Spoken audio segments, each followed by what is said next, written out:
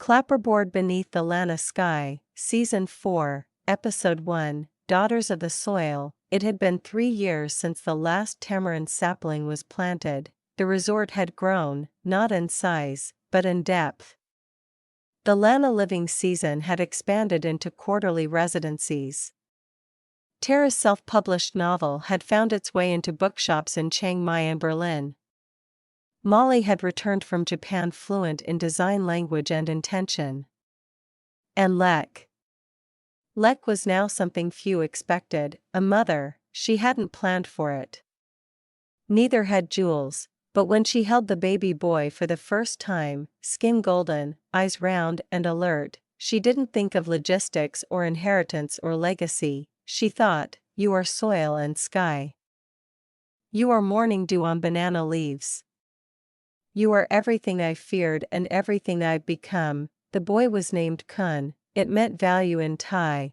It was also Lek's reminder to never question hers again. Mayuree was now fully retired. She had given up her ledgers, her role in guest relations, even her flower scissors, though occasionally she'd sneak out and correct the way someone arranged marigolds near the well. Instead, she had become the village's quiet storyteller. Children gathered by her porch in the early evenings as she told them legends about peacocks who remember lovers' names and mango trees that can predict monsoon dates. Adults listened too, silently, from nearby verandas. Sipping tea with a kind of reverence rarely given to the living, Molly now ran the design and memory studio, a satellite space connected to the resort. Her idea: guests wouldn't just stay at the resort. They would create something that reflected what the land gave them: fabric, scent, sound, even story. Her most popular project was called the Remembering Scroll. Each guest painted one image, not of what they saw, but what they felt, and Molly wove it into an endless, uncut canvas rolled around a bamboo wheel. It grew longer each season. Tara once described it as a visual novel, told by strangers who briefly found home. And Tara, she was now preparing for a sabbatical year.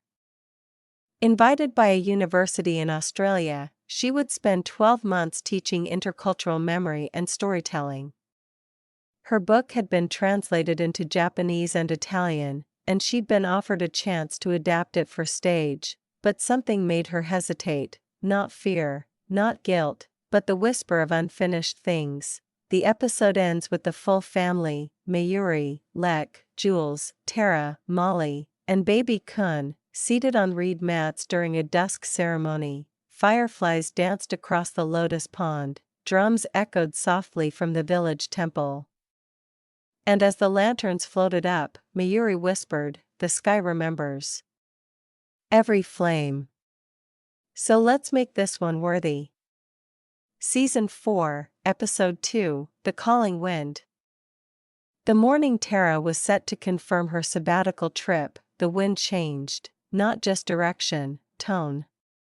It carried jasmine too early, dust from dry roads, and the burnt sweetness of old offerings. She took it as a sign, but she still opened her laptop, ready to click send. Before she could, Molly appeared in the doorway. "Letter for you," she said, "no stamp. Just left on the altar." Tara frowned. The envelope was hand-folded from mulberry paper. Inside, only one page. The writing was unfamiliar. Slanted. Clean, stories are not only told, they are buried. One waits for you near the banyan grove. Come alone, at dusk. No signature. No clue. She looked up. Molly had already left. Elsewhere on the resort grounds, Lek was watching baby Kun sleep through a staff meeting. Jules was trying to introduce the new eco-wedding menu. "Uncle," we kept interrupting. A Dutch intern spilled lemongrass tea on the handouts. Lek smiled, tired but whole. "Let's keep it simple," she said. "Offer tradition. Cook with integrity. And don't serve tofu shaped like elephants." The staff laughed. Later, Jules found her under the fig tree. "We should hire a manager," he said. "We can't afford it."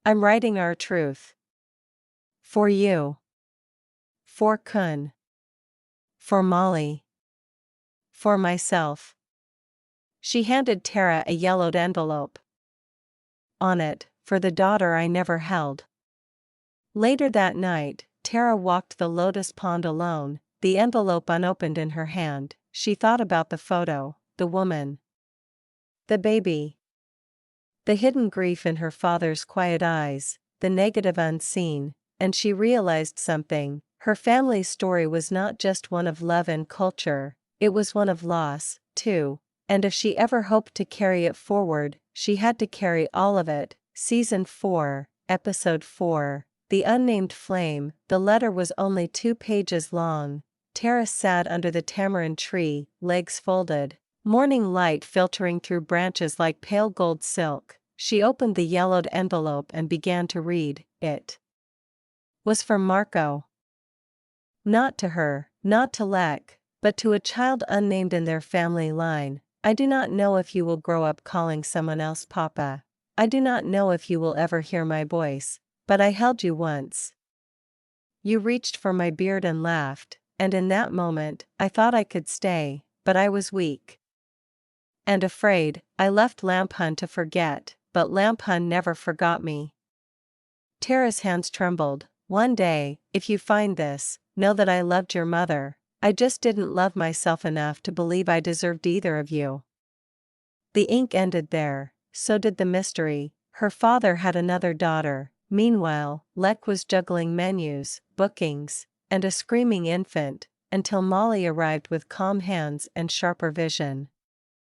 A guest had collapsed in the garden. Heatstroke. Panic followed. Without flinching, Molly took command. Cold towels. Emergency number. Guests moved indoors. Herbal tea prepared. A mother calmed. A child distracted with a lotus blossom. By the time the ambulance arrived, the crisis had become choreography. Lek watched from a distance, both grateful and unsettled. Later, she told Molly, "You didn't just help. You led." Molly shrugged. "I just listened to what the land would do." That evening, Tara began writing, not her next academic piece, not a sequel, but a memoir, My Father's Unknown Daughters. It would be raw, untidy, possibly unfinished, but it would be hers, and it would begin with: He was a man who built a resort with his hands, and left behind more than buildings. He left names we didn't know, until we whispered them into story. Mayuree sat by the water wheel that night, her old notebook in her lap. Tara and Lek joined her. "I want the resort to become a foundation," she said. They looked at each other, surprised. "For what?" Tara asked. "For memory. For restoration. For young girls like Molly. And like the one your father never named." She smiled faintly. "I don't want this place to just be a business. I want it to be a beacon." The camera panned out. 3 women. 3 generations. 3 fires once flickering, now burning steady. The unnamed flame was no longer hidden. It had a place, a purpose, and a path forward. Here is the next chapter of Beneath the Lanna Sky, Season 4, where new paths form at the delicate crossroads of identity, duty, and rebirth. Season 4, Episode 5, Crossroads of Bloom. The email arrived at midnight. Subject: I think I'm her. No greeting. No sign-off. Just a photo attached. A woman in her late 30s, half smiling, standing beside a small clay house surrounded by bougainvillea. Tara stared at it for a long time. There was no proof. No demand. Just presence, a name, Nina, no last name, just a sentence: I've always been told my father was a foreigner who left. My mother passed. I found your book. If this is true, I'm not angry. But I'm not whole either. Tara didn't reply that night. She couldn't. She simply folded the letter her father had written and placed it beside her laptop. The next morning, Molly stood in the center of the rice pavilion, facing a group of wide-eyed teenage girls. Most had never traveled beyond their district. Some had dropped out of school. All had stories no one had ever asked them to tell. Molly didn't start with a speech.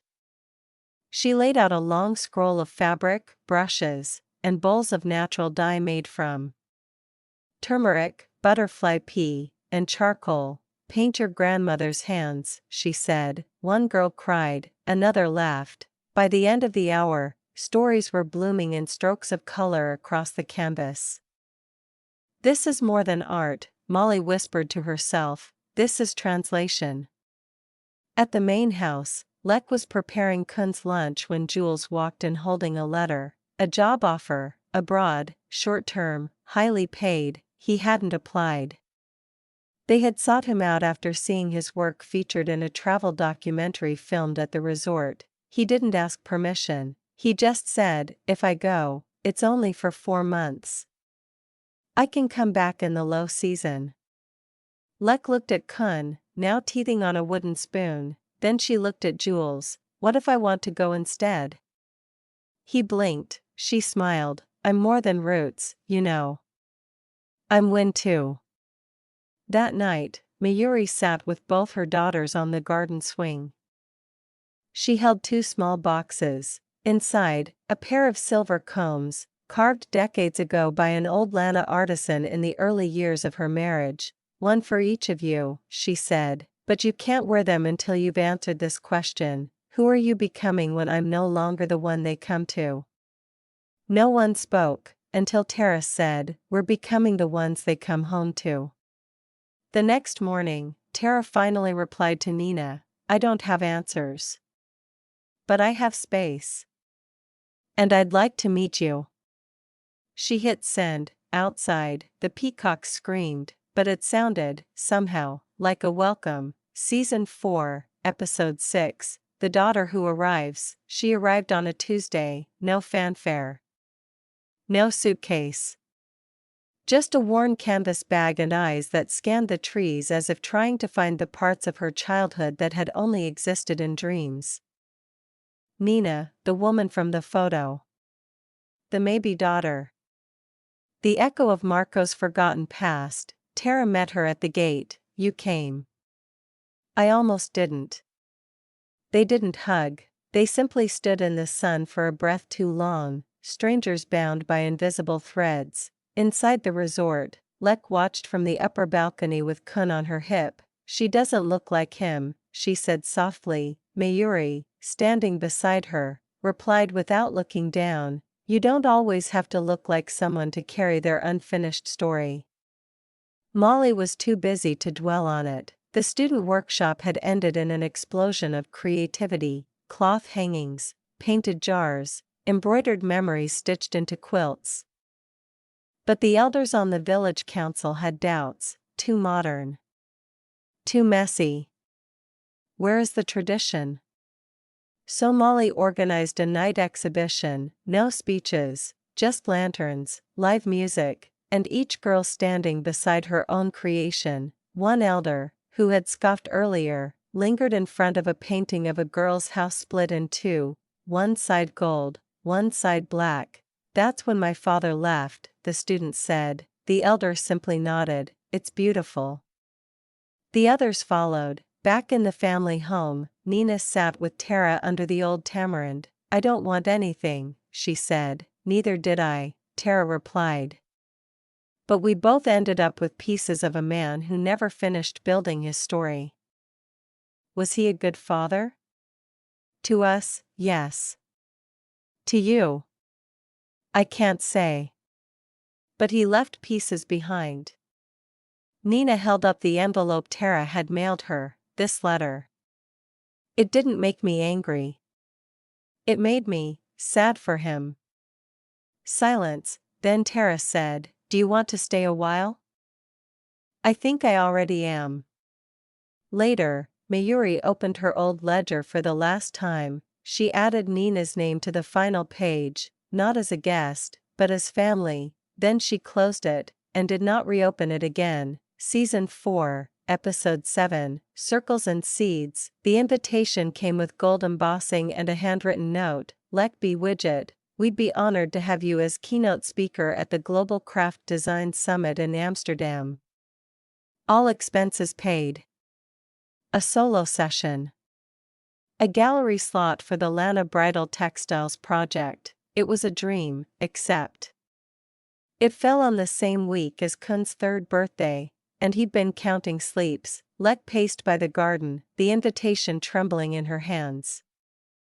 Molly found her later, surrounded by swaying bamboo. You're allowed to choose both, she said gently. That's not how it works. Then change how it works. I don't want him to remember me leaving. Then make him remember why you went. That night, Lek recorded a message for her son. Not for now, but for one day. When I left for those few days, it wasn't because I didn't love you. It was because I wanted to show you what love looks like when it also makes space for dreams. She sealed it in an envelope marked, "Open when you ask me why I missed your birthday." Molly's exhibition had been a success, but now came the real test. A Bangkok-based arts foundation offered her a grant to start a living memory center, a hybrid studio and school for rural youth in the north. It would mean less time at the resort, more bureaucracy, more students, more impact. When she told Mayuree, the elder woman only said, "Plant your garden." You're not sad? I didn't raise you to stay in one place. I raised you to make places grow. Meanwhile, Tara had invited Nina to co-host a retreat, writing the unremembered, 5 participants, 3 languages, 1 intention, to give voice to the things families bury. Nina hesitated. I'm not a writer. But you are a daughter. Nina nodded. Then maybe I'm ready. As the week passed, Mayuree's cough became more frequent. She waved it off, allergies, old dust, too much lemongrass, but Molly noticed the way she paused on stairs. Tara noticed the shaking in her teacup hand, and Lek saw the way Mayuree kept sitting longer in the garden, as if saying goodbye to light slowly, but no one said anything yet. Some truths arrived too gently to name. Season 4, Episode 8, The Light That Remains. The tamarind tree bloomed early that year. Its blossoms fell like golden ash on the breeze. Staff swept the paths twice a day, but Mayuree told them to stop, let it fall. This place should wear its age like a blessing. She called them together the morning after the Lantern Festival, her daughters, Molly, even Nina. The garden was quiet. Kun slept nearby, curled next to a peacock feather he'd claimed as a sword. Mayuree held a woven journal in her lap. Its cover was made from the same silk that had wrapped her wedding gift from Marco decades ago. This is not a will, she said, it is a weaving. Inside were letters. Old photographs. Names written beside recipes. Pieces of fabric from wedding dresses. Pressed flowers. Guest notes in 10 languages. A dried Bodhi leaf. And a single printed card from the very first order at the shop. At the end, a poem, handwritten, a little crooked. You do not bury stories, you plant them, in daughters. In songs. In kitchens, let them bloom where memory softens. She looked up at them. I am ready. No one spoke, even the birds fell silent. In the weeks that followed, Mayuree moved more slowly. Tara took over the correspondence. Lek ran the operations with Molly by her side. Nina stayed longer than she had planned, watching, learning, grounding herself. Molly's Living Memory Center was announced. She held her first workshop on site, next to the old card shop, now turned into a creative studio. Tara's memoir, The Daughters Beneath the Sky, went into final edits. Lek prepared for her next trip, but this time, with Kun by her side. And then came the surprise. Under the tamarind tree, just before sunset one golden evening, Jules knelt, not to propose. Not exactly, he just held a garland of white jasmine and said, "It's been a long time. But I still want to marry you. Here. Now. However we can." Lek didn't answer, she walked inside. Told Molly. Told Tara. Told Nina.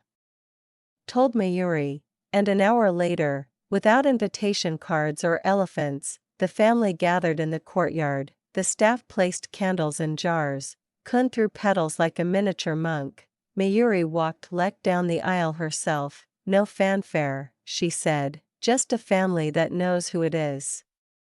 And when the couple stood beneath the tamarind, where Marco and Mayuree once imagined a dream, they said nothing scripted, just a vow to stay when it was hard, to return when they left, to build not for show, but for shelter. As the sun dipped, the lanterns lit, and Mayuree whispered to Tara, "When I go, don't say I'm gone, say I became light."